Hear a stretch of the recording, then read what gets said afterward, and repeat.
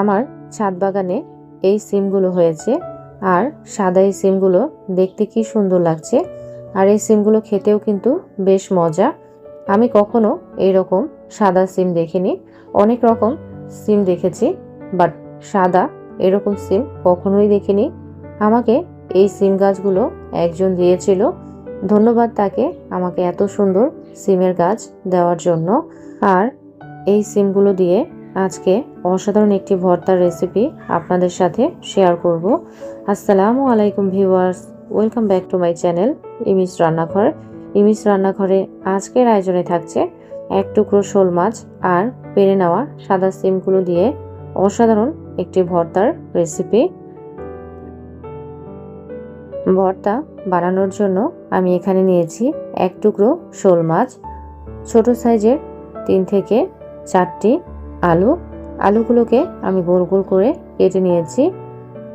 এরপর গাছ থেকে পাড়া সাদা সিম, 10 থেকে 12টি কাঁচামরিচ, 1.25 কাপের মতো পেঁয়াজ কুচি, একটি বড় সাইজের রসুন আর সামান্য কিছু ধনিয়া পাতা।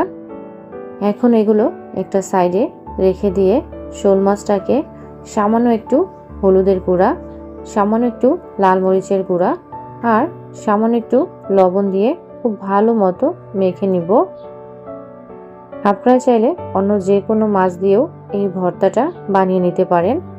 মাছটাকে ভালো মতো মেখে নিয়েছি। এখন ওই একই মশলায় কেটে রাখা আলুগুলো ভালো মতো মেখে নিব। আলুগুলো ভালো মতো মেখে নিয়ে মাছ আর আলুগুলো একটা সাইডে রেখে দিচ্ছি। এখন আমি চলে যাচ্ছি সরাসরি চুলায়। আর চুলায় একটি ফ্রাই প্যান বসিয়ে এর মধ্যে দিয়ে দিচ্ছি রান্নার রেগুলার তেল। তেল হালকা গরম হয়ে এলে এর মধ্যে আমি অ্যাড করছি মেখে রাখা মাছ আর আলুগুলো।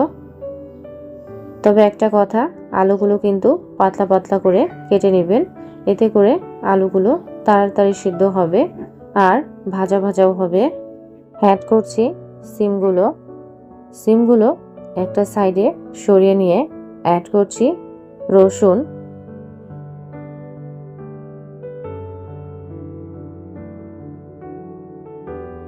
আরও অ্যাড করছি কাঁচামরিচ।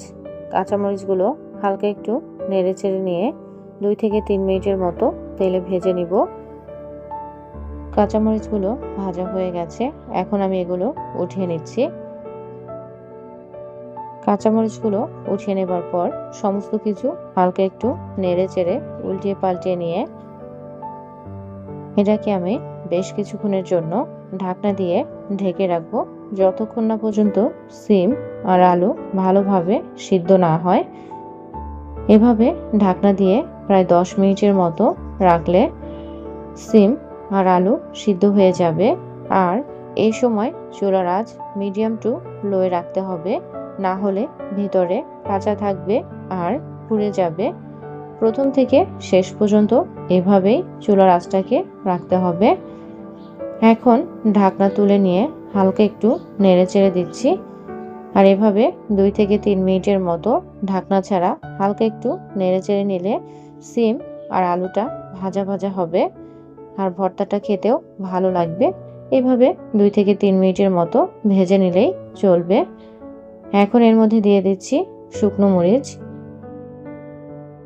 শুকনো মরিচগুলো হালকা একটু নেড়ে চেড়ে নিয়ে সিম আর আলুগুলোকে উঠিয়ে নিচ্ছি, যেহেতু সিম আর আলুগুলো ভাজা হয়ে গেছে আর সিদ্ধও হয়ে গেছে। দেখতেই পাচ্ছেন আলু আর সিম সিদ্ধ হয়ে গেছে। এখন এগুলোকে আমি উঠিয়ে নিব।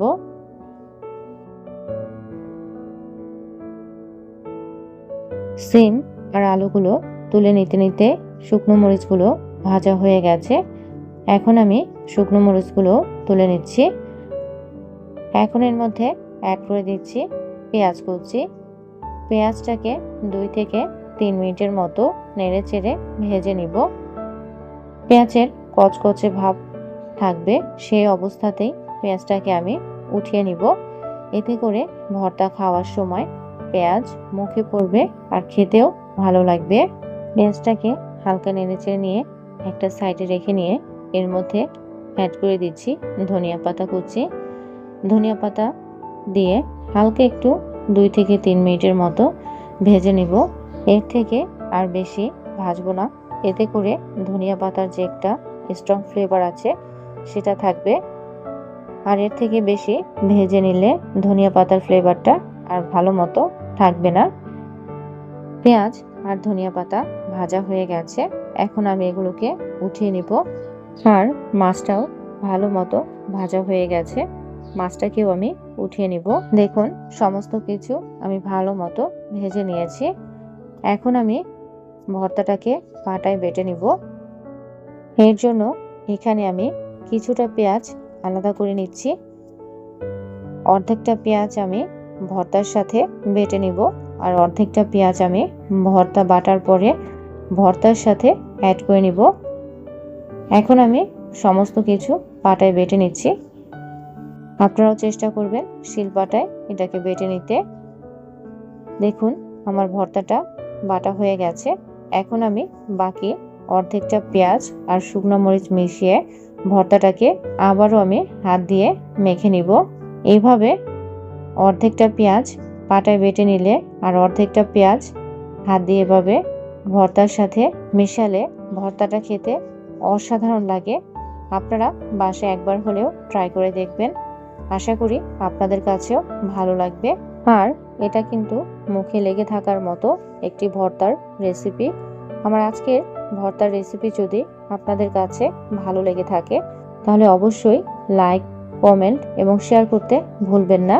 আর পাশে থাকা বেল আইকনটি ক্লিক করে রাখবেন যাতে নতুন নতুন রান্নার ভিডিও সবার আগে আপনার কাছে পৌঁছে যায়। আর যারা ফেসবুক থেকে দেখবেন তারা অবশ্যই পেজটিকে ফলো দিয়ে রাখবেন। আজ এই পর্যন্তই, সবাই ভালো থাকবেন, সুস্থ থাকবেন। আল্লাহ হাফেজ।